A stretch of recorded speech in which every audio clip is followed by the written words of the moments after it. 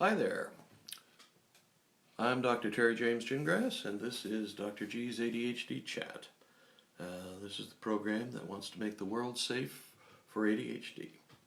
And I am a clinical psychologist and neuropsychologist in private practice. I work a lot with ADHD children, parents, and families. And I do some coaching with ADHD entrepreneurs particularly, although I also work with executives. I'm also the father of an ADHD child, and right now, well, as a father of an ADHD child, this was back in the days before we knew much about ADHD, and we were all just kind of hoping we got it right, but not really knowing. We didn't exactly know what we were dealing with, honestly, and there was not universal belief there was even such a thing as ADHD. Now life's a little easier. We kind of agree and know that there is ADHD and that it's a significant issue, and it is based basically on a genetically inherited difference in brain functioning. So the trick for ADHD parents is not to be punishing their ADHD children for things they can't control. You see it all the time. Well, if you just pay attention, you could do better in school. Well, of course, that's the whole problem, is paying attention is a problem, especially if it's something that they consider boring or uninteresting in some way. So ADHD, they get that all the time. They get told, oh, if they just work harder, if they just concentrate more, if, just put their mind into it, et cetera, that they would do better. Well, we now know that that's not really true or even really possible. So you can behavior mod the heck out of them, but it still isn't going to work very well. And ADHD parents are not really sure what they're dealing with a lot of times either. And I think probably the ones who have the most problems are the folks who haven't yet put their children into treatment. I mean, there's something different. There's something wrong. You need to get it into treatment, because it's not just the kind of thing you can ignore and it'll get better with time. No, they won't outgrow it, okay? So you need to be proactive, and do what is medically determined to be the most effective way to handle these things. I mean, there have been literally thousands and thousands of research protocols done on ADHD and different aspects of it, and da-da-da-da-da. So we know a lot now that we didn't know 40 years ago. And we know a lot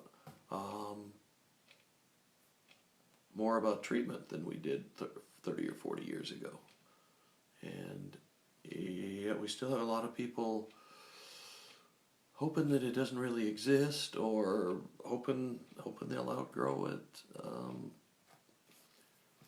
They won't outgrow it, okay? They will probably, well, almost 100%, they'll outgrow the overt hyperactivity. They'll be able to control that better, but they'll still be considered fidgety by more neurotypical friends and so on, because they've got a jiggle thing going, something. They're tapping their fingers or tapping their foot or rocking in their chair or something, but even after they're full grown. Okay, but right now we need to talk about, since this is the start of the holiday season, some things that will ensure, or at least minimize, the difficulties of ADHD when we change everything. And for people with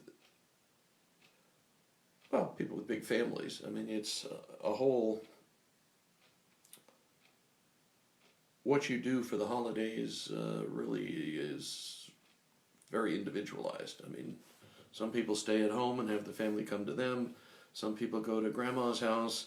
Some people go to their big brother or big sister's house. There are all kinds of different variations. The thing is that the routine is different. We have all kinds of different people around. We're eating different foods. We're not having to go to school and that sort of stuff. And we're also feeling like we should just be able to relax a little and let go, kind of thing. Well, I will tell you a couple of things that will make it easier to get through the holidays. Number one is, whatever your routines are for getting up, going to bed, all that stuff, stay pretty close to them. Okay, I mean, an hour or so one way or the other is probably not going to matter. But if you have a kid who's usually going to bed at 8 o'clock and you let them stay up till midnight or 1 o'clock or whenever they want to, there are going to be repercussions for that. You know, you're going to have problems with that later on, trying to get them back on schedule. It's just not a sound thing to do. So try to keep the routine the way you usually have it, and that's a biggie, okay? Because it's so easy to get out of, I don't want to bother tonight, kind of thing. But it's important to keep the routines going. Routines are important for everybody. Your body wants routines. If you are left on your own out in the middle of the forest or something, your body would adjust to a routine, and it would establish a routine without you even thinking about it. You know, of course, you know that would mean there's no Saturday Night Live or you know, whatever your favorite excuse for staying up late is. But you know, you're out in the woods. You don't have any TV. You don't have any social media. Your body just goes into a set routine, and everybody's is pretty much the same. You go to sleep about the same time, wake up about the same time. You're more in tune with the way the planet works than you are, with the routine you probably have at home. So the deal is, when you're traveling or when you're at a relative's home, or you have a lot of relatives at your house, try to keep the schedule about where it usually is. Like I said, it will be worth it to you. And also, another thing is, by definition, the holidays are a time for caloric excess, if you will. Most of us eat foods we don't eat the rest of the year. Most of us get into desserts and candies and cookies and all sorts of things that we just don't have around the rest of the year. You will pay for that, okay? Like, the big deal with ADHDers is ADHDers are more sensitive to rapid shifts in blood sugar than neurotypicals. Most of us have some problems when our blood sugar, say, starts to go down. You know, we had an early breakfast and it's 2 o'clock in the afternoon and we haven't had lunch yet. Most of us will notice some fatigue, some brain fogginess, maybe some increased irritability. I know that's the way it is for my family. If we get hungry, you do not want to be around us. So, but the thing with most of the holiday foods, especially the desserts and the ones that come in little crystal glasses on tables and side tables and so on. Okay, if you have high sugar foods, it rapidly increases your blood sugar. Then your body responds because it considers this an emergency. Your pancreas starts secreting massive amounts of insulin, and then your blood sugar goes shooting way down to lower than it was before. Okay, this is not a good thing. Anybody, all of us, will feel not good, but an ADHD kid will express that not feeling good with a lot of increase in hyperactivity and just general problems staying focused, and probably being more likely to cause some difficulties. I still remember it was a week or so ago, had a ADHD little boy being evaluated for ADHD, and he comes in, and this is at 9 o'clock in the morning, and he's nipping on a bottle of Coke, full sugar, full caffeine Coca-Cola. He's drinking it at 9 o'clock in the morning. I do not even have words to describe how contrary to good judgment that is. And I have yet to meet with the parents, which will be interesting, I'm sure. But holidays have holiday food. Holiday food is either really high fat, gravy and mashed potatoes, or it's high sugar. Mom's special sweet potato casserole with all those little marshmallows melted on top. Pies, candies that are, just out there to be nibbled on while you're not thinking. Those things all are likely to cause an increase in the kind of behavior you don't really want to see in your young man or young lady. It's a very obvious and pretty easy to control kind of thing, but it's a lot of times folks don't think about it. So it is real important to get the food thing taken care of, and just make sure that they're not sneaking a full bowl of Hershey's Kisses or something when you're not around. Okay, I mean, you can only do so much, but in general, you need to watch the amount of sugar, particularly, that your young man or young lady is taking in, because it's going to cause problems, and you don't want problems. Okay, the other thing is that sometimes, in a lot of families, around the holidays when relatives come to visit, you just kind of sit around and chat, try to catch up on old times, or what's been going on the last year. Or sometimes if it's a sibling that you're competitive with, it's who did the most in the last year. That's a whole different issue, but the deal is that a lot of times people tend to be more sedentary. They're not doing anything. Well, we know ADHD kiddos do not do well when they are not active.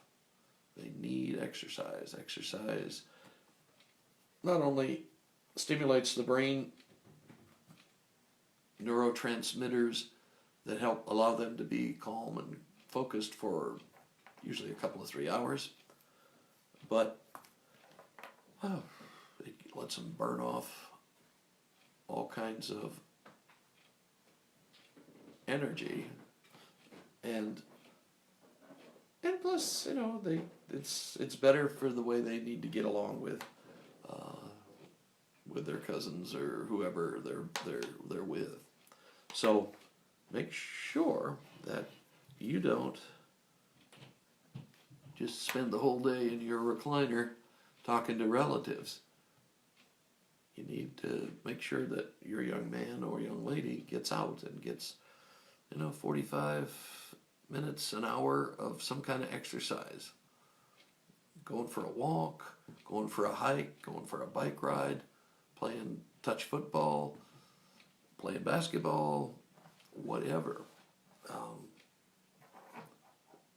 you're used to doing with them. It's important to make sure that you don't neglect that just because it's a holiday and you're on vacation and that sort of thing. You need to make sure that they get enough exercise. Okay, so that's probably the big three, I would say.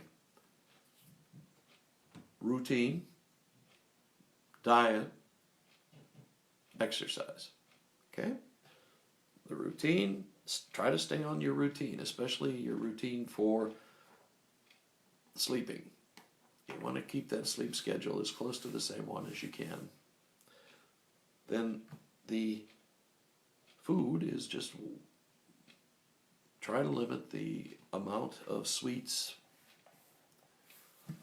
that they take in, because you'll pay for that pretty immediately, because they don't do blood sugar massive changes very well. And then make sure they're getting enough exercise. Okay, I mean, there's no real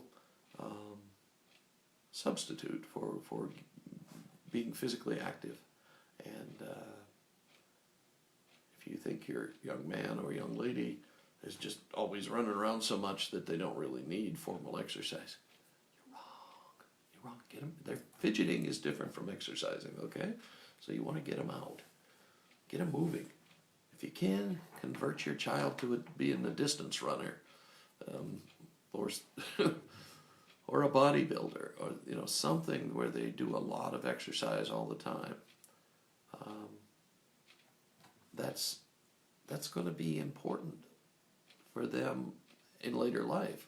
There are some adults with ADHD that routinely use exercise as their primary way to control their ADHD. I mean, it's not as effective for as long as medication typically, but it is, if you're devoted to it, it can work for you. I know several people who, in the ADHD community, who are distance runners, and the distance running is what helps them stay focused for, like I said, for an hour of vigorous aerobic activity. You probably get to maybe 3 hours of focus. So anyway, I think we have beaten this idea into the ground, but routine, diet, exercise. Okay? All right, I'm Dr. Terry James Gingrass, and this is Dr. G's ADHD Chat, and we're talking about ways to make the world safe for ADHD. Because remember, normal people don't change the world. And your ADHD child may be the one, that unusual person who actually makes big changes in the world. So we'll catch you next time. I'm at terrygingrassphd.com, and we will catch you next time around. And happy holidays.